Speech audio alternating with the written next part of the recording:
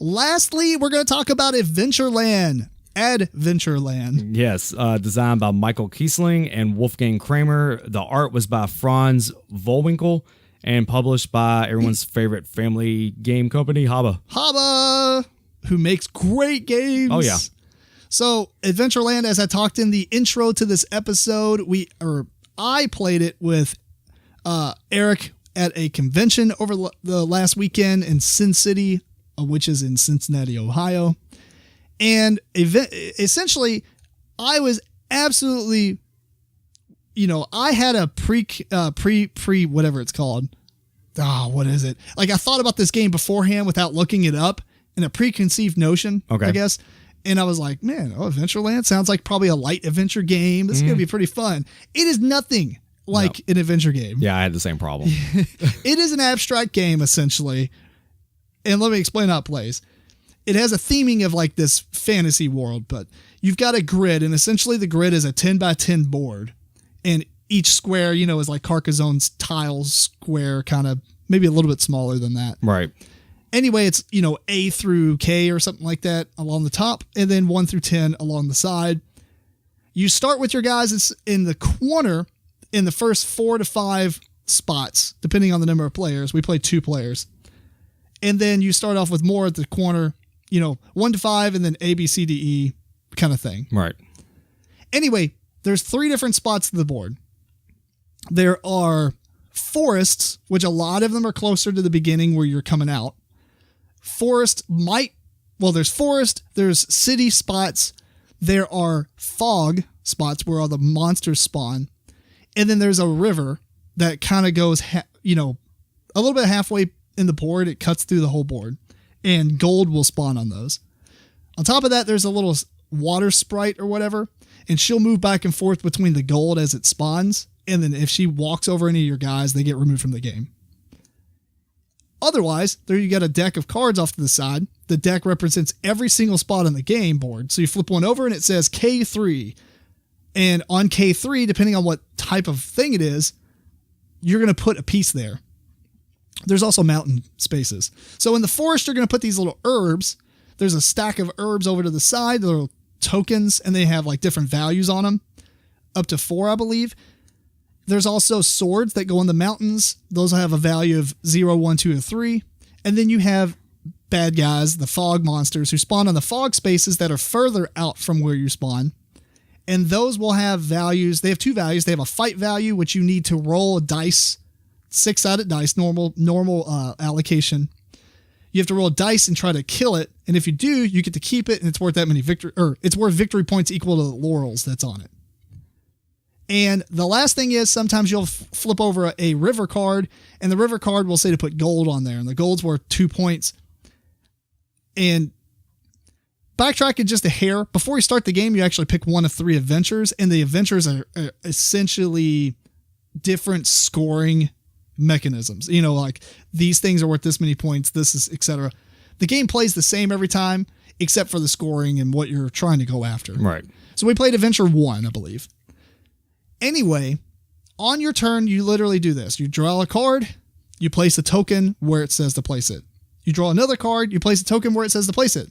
I believe if you draw a fog monster, they don't count, and you keep going until you draw 2 non-fog monster cards, and then you take your turn. You can either move 1 guy or twice, or you can move 2 guys one time apiece. When you move, you pick a guy, and they can only go, for the most part, south or east. They can never go west or north. Right. So they can never go back towards the beginning. They always have to progress. Right. They're adventuring through the land. Mm-hmm. And so what you're trying to do is move guys around to get them into positions that you think that cards, might come up for, or cards that you want to try to get, or maybe be in good positions. And you want them to be on the board anyway, because if a card gets flipped and your guy's there, you claim it immediately. Mm-hmm. Or if a monster comes up, you have to fight it immediately. Anyway, the way you fight, though, you gain those swords and such. When you land on a guy, on a fog monster, you're going to roll dice equal to the number of sword tokens that you get rid of. So you want to collect swords to fight them. So if I discard 2 swords, I'm going to roll 2 dice. On top of that, the swords also give you points. Most of the time it's 0. It might be 1, 2, or 3. Those give you extra pips on your roll. So it's dice plus 3 or dice plus 2, whatever the numbers are. Right. On top of that, you get a point for every guy that you have, because as you're walking through there, you'll recruit little silver guys, their companions or whatever. They're worth 1 point apiece, as well as the guy that you're playing with. So regardless, you always have 1, and then you might have plus for every companion, and then you're going to have plus dice for every sword that you spend. Lastly, if you don't beat the guy, you can spend herbs last, and they're equal to the face value. So you're like, well, I've got a 4, so I'm going to chance it. Well, if it doesn't work out, then you can just spend that herb and make up the difference. Right. Eventually, either the deck runs out or no one can move anymore and the game ends. And you do the final scoring. A lot of them are just like, there's some hidden scoring stuff. The one we played, you pretty much got points as you did stuff. So you pretty much knew at the end who won. Right. Pretty sure that's it. That's all the rules to the game. Very different than I originally thought it was going to be. Like I said, I thought it was going to be more of an adventure game, but it's very abstract. It has a lot of fantasy elements to it and such, but you're really moving around and you don't want to move too far, but you can move far enough with some guys and leave the other ones behind. You just kind of got to get guys everywhere to take advantage of the best things that come out. Because a sword might come over here and it's a 0. Sure, it gives you a die, but this sword over here actually gives you plus 3 more points on your roll and a die. So, you kind of want to be in positions to where when cards come out, it does have a little bit of a memory game, because as you flip cards, they go in the discard pile, and it didn't really say that you can look through there, so we didn't cheat and do so. That would bog down the game too much anyway. Right. But you're like, man, has G4 already come out? Because I'm right next to it. Stuff like that. But I was pleasantly surprised. I'm not a big abstract gamer, but I did think this game was really fun. The problem is, even with the different adventures, it's really the same game over and over. The spaces don't change. They're always a fog space, or they're always a city space, etc. The cards come out in different orders, which might be kind of interesting because it does give it a little bit of replayability. The adventures, we kind of read them. Obviously, I haven't played them, but the other 2 adventures really just seemed like alternate scoring methods, and there wasn't really tons of variety that happened with them. I mean, they were different enough to where it dictates, like the bad guys are worth how much their fight is instead of their laurels, which is usually about half the points.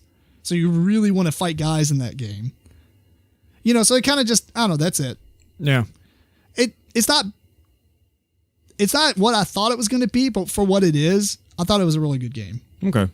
Well, like I said earlier, when I heard Adventureland, HABA, family game, sweet, more adventure-y type, and then I saw it, yes, it was like, okay, it's an abstract game. You thought that too? No, yeah. I had the exact same. I was like, oh, awesome. This will be like, Hero Quest or something. Yeah, like a light version of Hero Quest. Yeah. Yeah. And so whenever I saw the big grid and like saw in a review how they're just moving, and you got to always move, like you said, south and east, all the stuff flipping out and different things going on like that. And I don't know, it's just not what I pictured. Exactly. It's not what you pictured, but it doesn't mean it's a bad game. Actually, the moving south and east thing adds so much strategy. At first, I think we were reading through the book, and we kind of missed that at first, or Eric forgot to tell me. Right. And then he's like, oh, by the way. By the way. It was like really, we just started the game. It's not like we were halfway through it and I just happened to be inviting by it. But he told me that. I was like, whoa. It's like, yeah. It made the game that much more strategic, because I feel like that is the key thing. You can always go, it's kind of like in other games where, like Francis Drake, you're moving around the track. You can go as far as you want, or Tokaido. Right. You can go as far as you want, but you're passing up all that stuff before it. But in this game, it's a little different because that stuff hasn't came out yet. So you do gamble because it may not come out before the end of the game. So how many points are you passing up? The only other thing I didn't mention is the companions, though. When you pick up a companion, you gain points equal to the companions you had, or that you have then. So like you would get 1 point, then you would get 2 points, then you get 3 points, then 4. So gathering multiple companions with the same guy gives you tons of points. Right. Okay. So there's stuff like that. Yeah, it was a good game. I don't know how much replayability it has for me personally, just because it's more abstract. But I think it would have quite a bit of replayability. It's fairly light, and I think it would appeal to kids a lot. Maybe. I mean, it does have like a thin veneer of fantasy on it, right? But I think it's a good choice. And 3 and 4 players, I actually think would be a lot of fun. I'm looking forward to that because there's tons more guys, and there's tons more like get out of my way, and right? Stand on a spot, and because you only have one guy on a spot, so once they take a spot, you can move over them. Or you can move through them, but you can't land on them. Okay.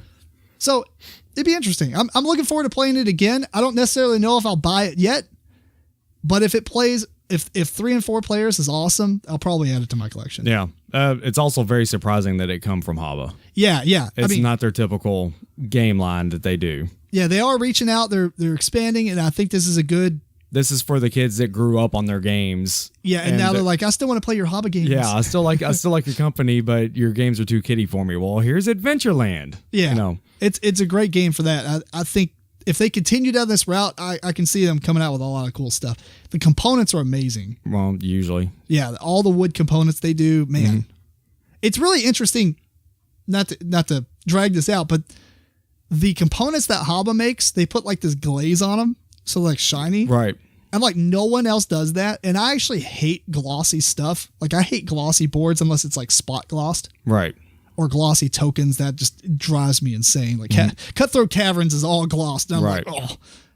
But the gloss on these tokens, it's extremely unique to HABA. And you can immediately tell this is a HABA game, isn't it? It's just one of those things I thought about. It's really interesting how very small things you can say, this is that company. Right. And that's one of the games. So just their process of manufacturing. Yeah. Anyway, that's Adventureland. Final thoughts? Are you looking forward to it after I explained it? I mean, I wouldn't mind trying it, but it's just I had this really cool vision in my head of what I thought it was going to be, and it didn't quite follow through on that. But I want to play it just to see how it actually does. Yeah. It's definitely not the fault of the game, although the name does lend a little bit of imaginative minds being like, oh, this could be really fun. Right. What? Yeah. So anyway, try it out. Don't do what we did and get yourself down because you're like, oh, make the game up in your mind. Yeah. Don't make the game up in your mind. Right. Yeah. Read the blurb. So anyway, Adventureland.